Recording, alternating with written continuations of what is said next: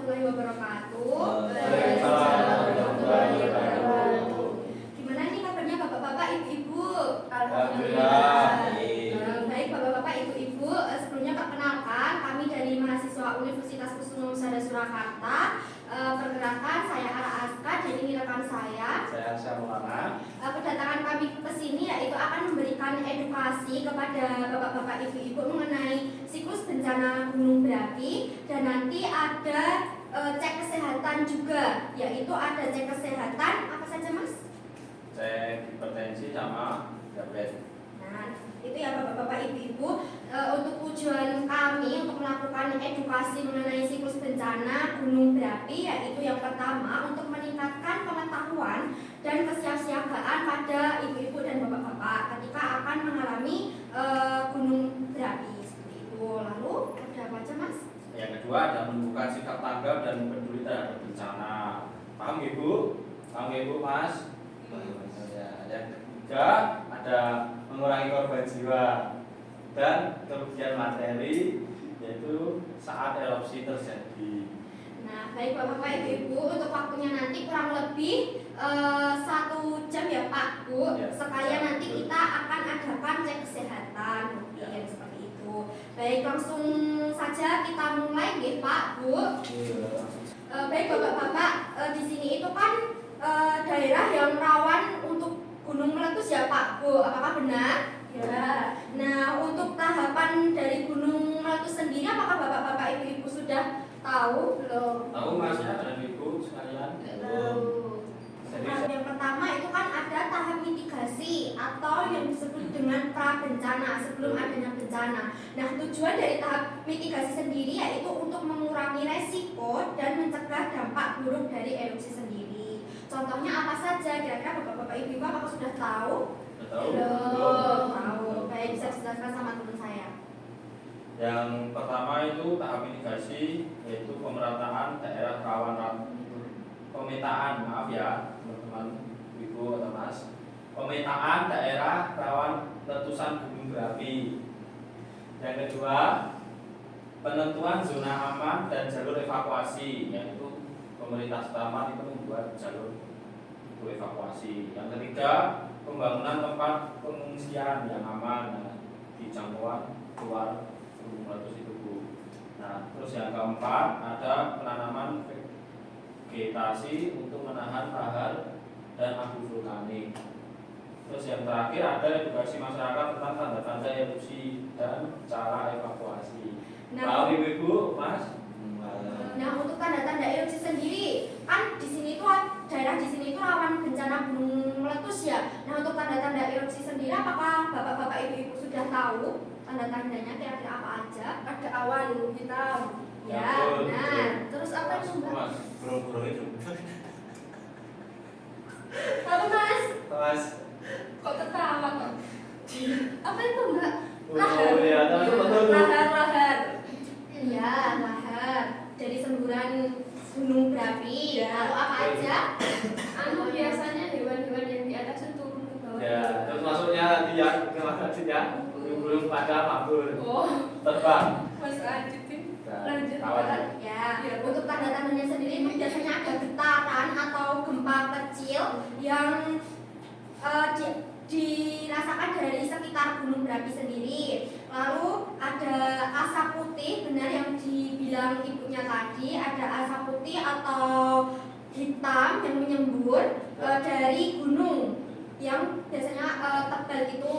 Lalu ada bau belerang juga yang menyengat atau gas yang tidak biasa. Jadi biasanya itu ada bau-bau belerang. Jadi itu. Lalu ada panas di sekitar lereng itu meningkat. Biasanya itu panasnya tidak kayak biasanya, lebih panas lagi gitu. Lalu ada hewan-hewan turun dari puncak yang dibilang masnya tadi. Itu hewan-hewan dari gunung itu biasanya turun di pemukiman warga karena ada gunung yang mau meletus itu. Ya. Selanjutnya ada tahap kesiapsiagaan. Itu tujuannya untuk meningkatkan kemampuan masyarakat menghadapi erupsi seperti itu. Contohnya apa saja, Mas? Nah, contoh dari kesiapsiagaan Yang pertama itu ada simulasi ibu-ibu dan mas. Simulasi bagaimana cara mengevakuasi dan latihan tanggap darurat. Yang kedua ada penyediaan peralatan darurat seperti masker, senter, dan radio atau tas siaga. Radio itu radio HD itu loh mas, mbak. Paham ya? Atau Ya, informasi. atau informasi-informasi. Terus yang selanjutnya itu pembentukan tim relawan bencana desa. Nah itu biasanya yang disangkut pautkan seperti Karang Taruna, mas, mbak. Paham ya? Nah yang terakhir itu ada sosialisasi sistem peringatan ini dari BMKG. Ya, begitu ya. Bisa dipahami ya? Nah, jadi kalau semisal udah ada peringatan nih gunungnya mau meletus, itu tetap harus bapak-bapak ibu-ibu tetap harus siapkan masker. Masker itu paling utama ya, soalnya karena abu vulkaniknya itu bisa kita bisa menghirup abu vulkanik jika tidak memakai masker dan bisa menyebabkan penyakit ispa atau sesak nafas seperti itu. Dan jangan lupa juga kita menggunakan senter, tetap jaga-jaga menggunakan senter, dan itu bisa dimasukkan ke tas siaga.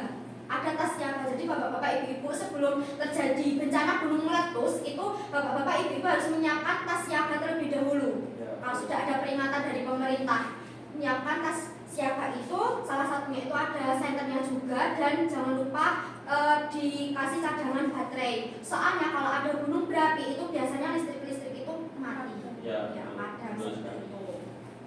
Nah, untuk radio, maksud dari radio sendiri itu bapak-bapak ibu-ibu harus selalu update mengenai informasi mengenai letusan gunung berapi seperti itu.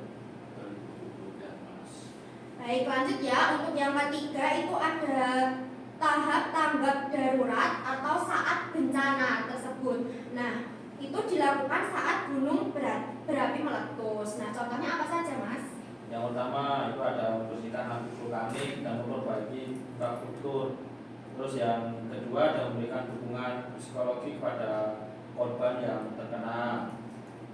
Nah seperti kita ini pada ibu-ibu dan mas.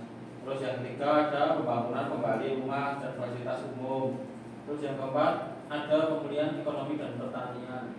Terus yang terakhir ada evaluasi serta perbaikan sistem mitigasi untuk masa depan apabila terjadi bencana. Nah, ya, Mas, Mbak. Untuk yang terakhir itu ada tahap rehabilitasi atau pasca bencana, sesudah bencana. Itu tujuannya untuk memulihkan kondisi kehidupan pada masyarakat. Contohnya, yang pertama itu membersihkan abu vulkanik dan memperbaiki infrastruktur, lalu memberikan dukungan psikososial bagi korban, lalu ada terus ada pembangunan kembali rumah dan fasilitas umum. Yang selanjutnya ada pemulihan ekonomi dan pertanian. Dan yang terakhir ada evaluasi serta perbaikan sistem mitigasi untuk masa depan. Sama yang mitigasi ketiga ya. ya. Apakah bapak-bapak ibu-ibu sudah paham? Sudah. Apakah ada yang ingin ditanyakan? Saya, Mbak. Tapi kan Mbak bilang kalau semisal ada bencana erupsi gunung meletus itu kita harus menyiapkan tas ya. Nah itu tasnya itu kira-kira untuk apa dan isinya itu apa aja yang perlu kita siapkan?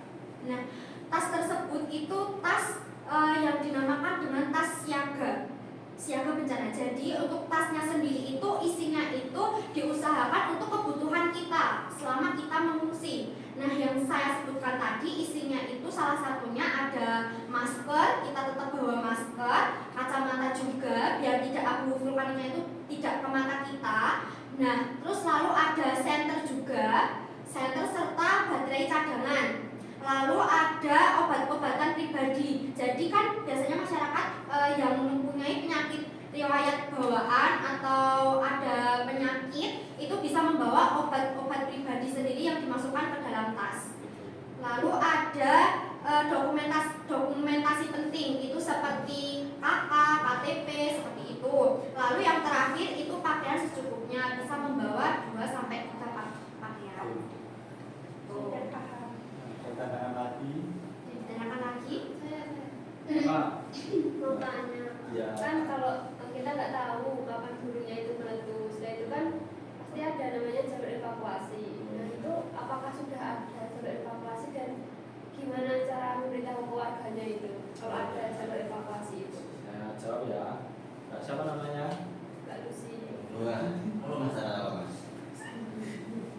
Begini Mas Lutfi, di tahapan itu kan ada yang pertama ada tahapan mitigasi. Nah, di kampung sekitar kan mesti ada juga relawan. Nah, relawan itu tugasnya itu juga mempersiapkan sama kerjasama dengan pemerintah, mungkin perangkat desa setempat untuk membangun itu jalur evakuasi.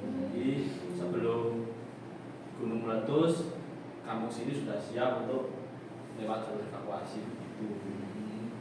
Ya, Mas, Pak Mas, ya, oke. Dan yang lagi, Mbak Mas. Sudah paham? Sudah.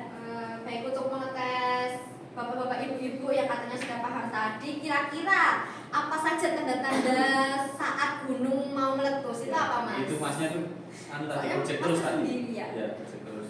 Ya, apa aja? Pak Mas. Benar Mas lagi mengingat-ingat ini. Oh ya, ingat dulu. Itu teman-temannya dibantu itu, Mbak Gempa Sinta. Pak, gempa. Ada gempa. Getaran. Ya, getaran. Ada tanda atau Ya, tanda-tanda.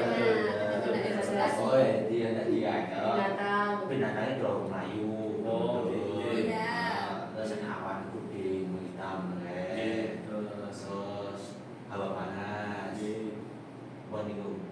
Iya, benar. Terus sekali Kak. Baik, apakah ada yang ditanyakan lagi? Kami kira bapak-bapak ibu-ibu sudah paham ya mengenai siklus bencana pada materi hari ini.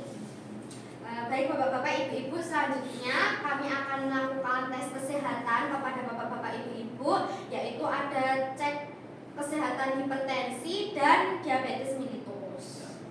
Kita akan memberikan sedikit materi mengenai penyakit tadi ya, yaitu penyakit hipertensi dan diabetes mellitus sendiri. Bisa dijelaskan, Mas? Ini yang hipertensi dulu apa yang diabetes dulu Kak? Bisa ditanyakan. Ini mau yang diabetes apa yang hipertensi? Yang hipertensi dulu aja. Hipertensi ya. Di sini ada bapak-bapak atau mas-mas yang hipertensi apa enggak? Ada enggak? Ya. Kalau hipertensi saya enggak ya Mas ya, cuma kadang tensinya itu tinggi kayak 140, tinggi sekali itu. 150 Ya. seperti itu. Ya, betul, itu tinggi sekali. Itu sudah termasuk hipertensi ya Bu ya. Masnya tensinya tinggi enggak? Apa Mas kadang ya 30 atau 5. Tinggi sekali itu Mas. Sebelumnya udah tahu belum itu hipertensi apa? Kak, Mas. Tekanan darah tinggi Mas. Tahunya Di sini sih. dulu. Ya, Terus betul. Tepatnya itu hipertensi itu adalah tekanan darah di atas abnormal yang sekarang setaranya itu di bawah 120 ke bawah. Paham ya? 120 ke bawah itu Ya, normal. ya, Ya. 120 ke bawah itu normal. Kalau sudah 120 ke atas itu sudah tidak normal. Termasuk sebelum hipertensi. Iya. Nah, untuk gejala sendiri dari hipertensi itu ada untuk mempermudah kita mengingatnya itu ada pahami. P itu ada penglihatan kabur. Jadi dari gejala hipertensi sendiri itu bisa mengakibatkan penglihatan kabur. Lalu pahami A-nya itu ada rasa sakit kepala. Oh, ada rasa sakit kepala. Paham ya? Ya. Paham. Nah, itu hilangnya kemampuan untuk Ya, ya. beraktivitas berat. Nah, paham ya? Nah, terus ada pahami A-nya lagi, A-nya ada adanya dengung di telinga. Biasanya terimanya mendengung. Nah, terus yang M itu M. merasa sesak di dada. Merasa. Ya, sesak. Terus Biasanya yang sesak. I-nya itu irama jantung tidak normal atau berdebar sangat kencang ya. Ya. Atau Bu. Nah, Ya, pahami. Pahami, ingat-ingat untuk gejala dari hipertensi. Lalu untuk pencegahan dari hipertensi sendiri itu kita mudah mengingatnya dengan hidup sehat. Hidup sehat. Hanya itu hindari minuman beralkohol. Apakah ada bapak-bapak ibu-ibu di sini yang minum alkohol? Mas Agil. Ada juga. Surat banter mobil. Yo, ya. Jangan ya, jangan sampai ya Jangan Mas ya. ya, karena sangat Sangat bahaya. ya. Lalu untuk I itu ingat selalu tekanan darah. Jadi tetap ingat, selalu diingat ya untuk tekanan darah bapak-bapak, ibu-ibu, atau selalu cek rutin.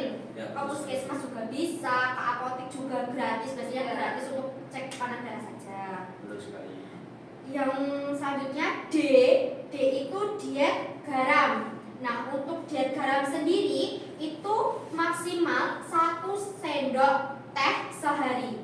Kalau bisa jangan sampai lebih, soalnya untuk hipertensi sendiri itu pantangannya dari garam. Jangan perbanyak makan garam. Ya. Terus ada U, usahakan istirahat yang cukup. Usahakan istirahat yang cukup. Nah, itu minimal Bapak Ibu itu istirahat sehari itu 7 jam minimal ya Pak Bu. Ya, terutama bapak-bapak ya, kalau ronda itu jangan malam-malam ya Pak.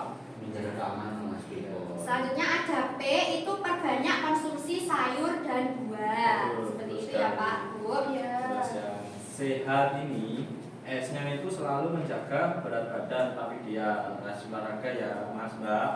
Makan. Terus yang E, enyahkan rokok. Kenyangkan Menyaman rokok. atau stop merokok. Jangan stop menghirup rokok, asap rokok gitu. Nah, ya. Masnya rokok nakal. Buat alhamdulillah. Alhamdulillah. Terus yang ketiga ada H-nya itu hindari stres. Ya itu Nggak bagus ya, nggak bagus ya. ada akhir itu Mas. Ada akhir itu. Oke, yang ke A, aktif melakukan aktivitas fisik. Sama. Nah, itu sama, tak hanya tadi menjaga berat badan yang ideal itu Ya. sama. Usahakan sehari itu olahraga minimal 30 menit sehari ya Pak Bu. Lebih, Apakah Kak? Bapak-bapak Ibu-ibu Kalau minimal? lebih. Ya, kalau bisa harus lebih. Apakah Bapak-bapak Ibu-ibu setiap hari berolahraga? Ya. Ada yang enggak. Yang dia biasanya ibu-ibu olahraga apa? Oh Mas. Yang Jogging, jogging. Itu macam Olahraga nyapu. Kacau. Nyapu, oke. Aduh Mas, kalau kerjaan seorang suami kan dia itu. Ya, betul. Ya, betul. Terakhir. Adik itu sering gatel ya ibu sini. Terus yang ini terakhir, tidak mengonsumsi makanan yang tinggi lemak. Ya, itu terutama yang junk food itu Bu. Tuh. Junk food itu makanan siap saji yang Selalu sehat. tren-tren itu loh. Nggak sehat pokoknya. Sukses dulu tau ya Mas. Nggak Mie boleh. nggak boleh. Nggak boleh. Gorengan. Nggak boleh. Banyak nggak boleh. Itu gorengan tuh tinggi dulu bertinggi. Iya. Nah, untuk Udah ya. untuk tinggi lemaknya sendiri itu bisa dengan itu minyak gorengnya itu maksimal itu jangan terlalu banyak kita mengkonsumsi yang mengandung banyak minyaknya. Itu maksimal sehari itu 5 sendok makan. Jangan sampai lebih gitu ya Pak Bu. Nah, gimana nih, apakah sudah paham mengenai hipertensi? Sudah. Sudah ya, kita langsung lanjut ke diabetes saja ya Pak Bu. Ya. Nah, sebelumnya ada yang punya riwayat juga apa enggak Bu? Saya. Oh ini ya. Iya. Terakhir dicek berapa? Oh 200 Pak. Tinggi ya. Nah, sebelumnya kami jelaskan yaitu diabetes itu apa.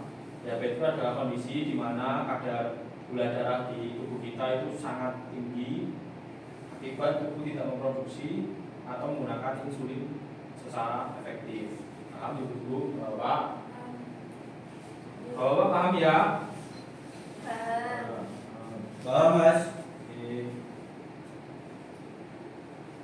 Untuk menghindari diabetes atau menanggulangi diabetes itu kita ada caranya ya Pak. Yang Ya. pertama itu ada sadari itu gejalanya. Nah, terus cara menanggulanginya sadar ya Pak. Ya, sadar. Gejalanya itu ada sadar. Untuk S-nya sendiri yaitu sering haus tanpa sebab. Jadi bapak-bapak ibu-ibu kalau haus terus menerus itu bisa diakibatkan mengalami diabetes. Ya, Gitu. Jadi harus tetap rutin ya. Lalu untuk A-nya sendiri angka berat badan turun drastis. Apakah bapak-bapak ibu-ibu ada yang mengalami seperti itu? Iya Mbak. Ya, seperti itu ya, benar-benar ya. Lalu untuk D-nya, daya penglihatan mulai kabur. Nah, lanjut A-nya, ada luka yang sulit sembuh. Biasanya kalau diabetes itu ada luka diabetes. Apakah ibunya ada luka diabetes?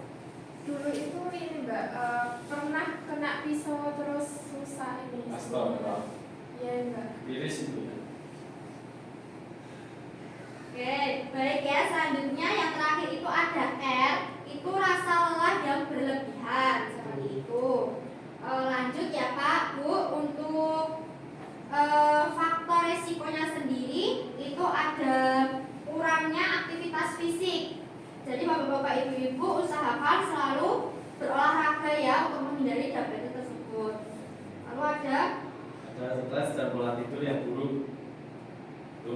Terus faktor resikonya Bu. Terus yang ketiga ada konsumsi tinggi gula dan junk food. Nah, junk food yang seperti saya tadi bilang ya. hampir sama kayak hipertensi ya Pak. Terus yang keempat ada riwayat keluarga dengan diabetes, itu punya keluarga atau sana keluarga, maaf ya keluarga. Oke, lanjut aja. Untuk komplikasinya sendiri itu ada komplikasi jangka pendek dan jangka panjang. Nah, untuk komplikasi jangka pendeknya itu biasanya pasien atau kondisi yang mengalami diabetes itu tidak sadarkan diri, tiba-tiba tidak sadarkan diri seperti itu akibat dari kadar gulanya naik, jadi tidak sadarkan diri atau misal seperti itu. Lalu untuk jangka panjangnya sendiri itu bisa menyebabkan serangan jantung. Itu. Jadi hati-hati ya Pak, Bu, ada serangan jantung, lalu kerusakan ginjal, bisa menyebabkan stroke juga seperti itu. Terus dan luka yang sulit sembuh. Amputasi juga ya misalnya. Amputasi. Tuh. Lalu untuk pencegahannya sendiri dari diabetes mellitus itu ada kita mempermudah mengingatnya itu ada cerdik. Untuk C-nya apa Mas? C-nya cek gula darah berkala. Nah, paham ya? cek gula darah Bapak berkala. paham ya, Bapak? Paham ya? Nah, untuk cek gula darahnya sendiri itu untuk orang yang tidak mengalami diabetes itu tetap melakukan cek gula darah ya Pak, Bu. Itu untuk yang usianya di atas 15 tahun itu tetap melakukan cek gula darah minimal setahun sekali atau tidak 3 bulan sekali. Tapi kalau yang usianya 40 tahun ke atas itu minimal usahakan selalu cek sebulan sekali, minimal 3 bulan sekali. Seperti itu, yang usianya sudah di atas 40 tahun. Lalu lanjut. Eliminasi makanan yang tidak sehat. Nah, itu Yang singkir dari campur tadi. Terus lalu C R. R-nya itu rutin berolahraga. Nah, untuk olahraganya sendiri tadi sudah kami jelaskan yaitu minimal 30 menit sehari minimal ya Pak, Bu. Itu bisa dilakukan dengan jalan sehat pagi hari gitu, jalan-jalan itu nggak apa-apa. Itu lanjut. D. Diet sehat dan seimbang. Nah, itu makan makanan yang kayak itu ibu-ibu, bapak, telur godok. Ini bisa. Asam godok itu Pak. Untuk ada Buah-buah sama sayur jangan lupa ya Pak, Bu. Nah, untuk gulanya sendiri, untuk takaran gulanya itu maksimal 4 sendok makan per hari. Untuk gula takarannya itu 4 sendok makan per hari. Lalu untuk garamnya itu maksimal 1 sendok teh per hari. Dan untuk lemak atau minyaknya itu maksimal 5 sendok makan per hari. Ingat ya Pak, Bu. Itu lanjut. I yaitu istilah ingat pentingnya hidrasi. Perbanyak minum air dari tadi. Baik, yang terakhir yaitu K kelola istirahat dan pola tidur. Itu minimal sehari 7 jam ya untuk istirahatnya, bapak-bapak, ibu-ibu. Apakah ada yang di sini sering begadang? Mbak Lucy. Menghindari ya, jangan sampai begadang ya, bisa menyebabkan diabetes dan hipertensi. Bapak-bapak itu ronda itu. Baik bapak-bapak, ibu-ibu, untuk sedikit materi dari diabetes dan hipertensi, apakah ada yang ditanyakan? Sudah cukup. Sudah cukup ya Pak, Bu. Belum ada. Baik, selanjutnya kita langsung aja untuk melakukan cek kesehatan ya. Nanti kita terhadap teman-teman kami yang ada di depan seperti itu. Ini untuk poster untuk bapak-bapak dan ibu-ibu bisa dipelajari di rumah seperti itu. Contohnya ya Bu. Bisa. Ibu, Terima kasih. ini sudah tentang ini sudah lagi ini intervensi. Ya, terima kasih.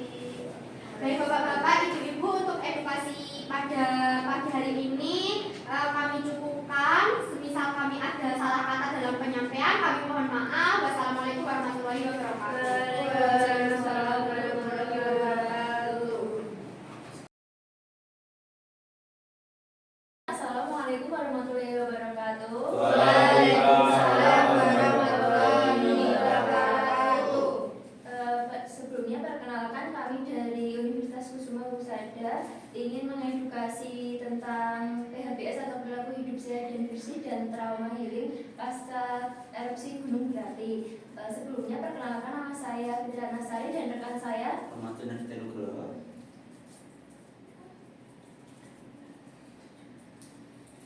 Tujuan kami di sini kan mau edukasi tentang perilaku hidup sehat dan bersih sama trauma healing pasca erupsi Gunung Berapi. Nah, nanti waktunya kurang lebih 60 menit ya.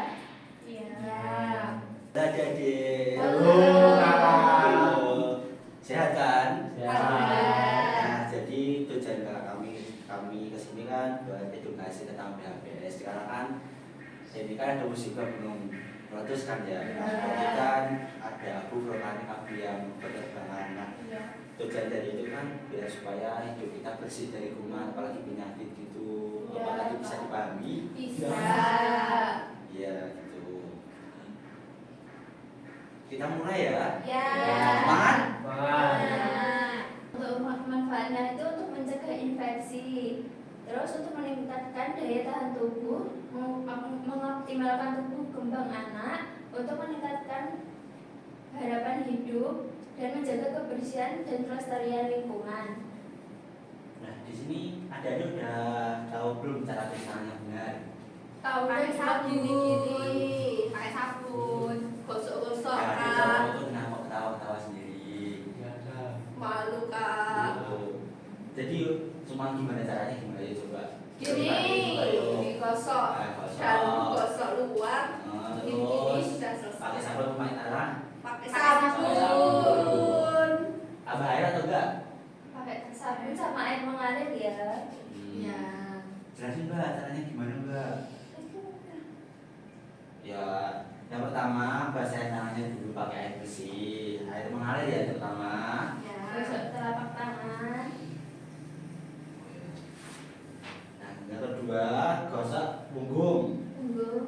Habis itu gosok di sela-sela jari. Nah, habis itu yang keempat ada kedua jari mengunci. Habis itu jempol kanan dan kiri diputar-putar. Nah itu, salah itu salah. Salah ya Mas.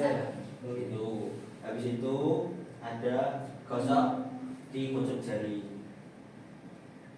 Bisa tenanan di. Nah, Semua. kanan Kanan dan kiri. Nah, Itu terus terus apa saja saat mencuci tangan mau melakukan apa? Kalau mau Makan. Selain Mau itu, makan. Pipis. selain itu, BAB. ya terus apa lagi? Main. Masih apa? makan. Udah. Ayo. Pasti nggak cuci tangan ya. Gak pernah cuci tangan ya Mas? Iya. Kalau cuci tangan itu sebelum makan dan sudah makan. Habis itu sesudah BAB atau buang air kecil. Setelah itu setelah bermain. Kalau setelah bermain cuci tangan. Terus sebelum atau sesudah beraktivitas. Oke Kak. Paham? Paham. Dia sudah paham buat cuci tangan belum? Udah. Udah. Coba praktekin pakai lagu mau enggak? Ya. Mau. Boleh Kak. Boleh. Oke. Goyang. Ya. Mulai ya. Ya. Lagunya pelan.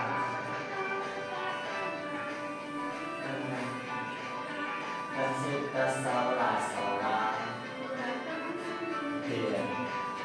Tangan dan kiri kunculkan jari-jari, bilas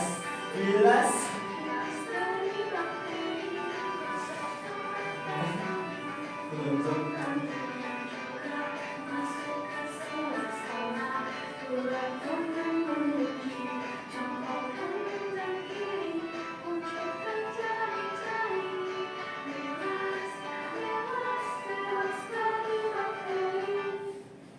Nah, di sini udah. Sudah. Ada yang ingin ditanyakan tidak? Tidak. Benar tidak? Sudah paham semua ya? Sudah. Sudah, Kak. Kalau tidak cuci tangan biasanya mengakibatkan apa, Kak? Nanti bisa itu diare, BAB, terus itu loh nanti satu hari itu bisa 3 kali, lebih dari 3 kali itu udah termasuknya diare. Kalau cuci tangan nggak pakai sabun kenapa kak? Nggak apa-apa kan? Sih enggak kalau nggak pakai sabun. Kalau lebih baik itu pakai sabun ya, agar kumannya itu mati. Nah, untuk cuci tangan itu efektifnya itu 60 detik atau 1 menit. Iya. Kalau cuma gini-gini aja, tapi selama 60 detik nggak apa-apa. Enggak bersih. Nggak bersih nanti, kan kumannya ada di Nggak bersih mana, kumannya. di sela-sela. Jadi harus kayak langkah tadi. Iya, Iya. betul. Nanti kalau nggak gitu ada cacingnya itu. Kalau pakai batu, Kak, pakai batu boleh. Kan batu kotor, nggak bisa. Ada kumannya loh. Oh, iya. Tapi orang zaman dahulu itu pakai batu, Kak. Nah, ya itu kan udah berbeda sama zaman sekarang. Oh. Oke, Kak. Lanjut. Lanjut. Nah, selanjutnya kita mau jelasin sedikit tentang trauma healing ya. Itu apa mbak trauma ini mbak? Trauma healing itu peristiwa atau rangkaian yang dialami seseorang yang mengancam keselamatan fisik dan emosional. Nah, kemarin kan baru kejadian gunung meletus itu, jadi kan bisa menyebabkan trauma ya. Iya. Terus ada manfaatnya juga. Nah, manfaat ini kan mengurangi emosi juga. Terus ada mengurangi stres pasca kejadiannya bencana. Terus ketakutan berlebih. Nah, juga ada prinsip. Sama metodenya itu kan bisa terapi, terapi semi atau relaksasi dan pendekatan spiritual atau hubungan psikososial seperti mewarnai. Nah, di sini kakak punya buku, punya gambar nih. Nah, nanti adik-adik bisa menggambar sesuai dengan kemampuan yang gimana. Di sini ada gunung ini gunung. Jangan takut, jangan takut. Nah, di Nanti sini waktunya kurang lebih 20 menit ya. Ya. ini kakak bagikan satu-satu nanti bisa menggambar ya. Dari adiknya satu ini. Nah, asik, Kak.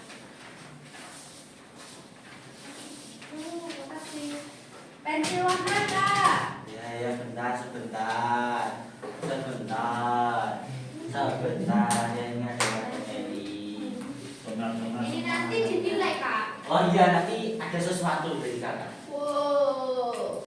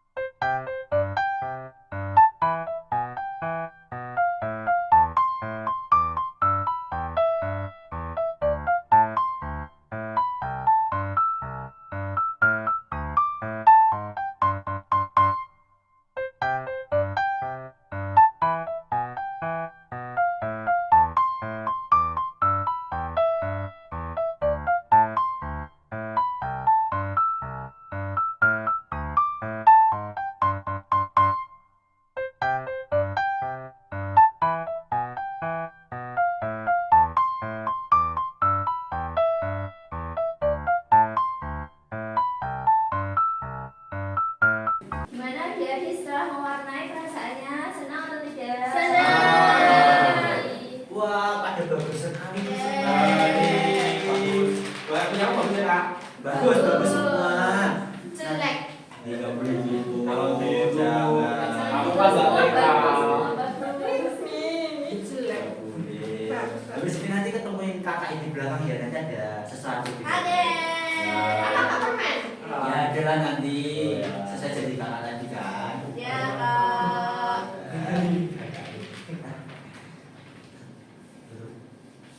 Ini kan udah selesai. Kami pamit terlebih dahulu ya, kalau ada yang salah mohon maaf. Wassalamualaikum warahmatullahi wabarakatuh. Waalaikumsalam.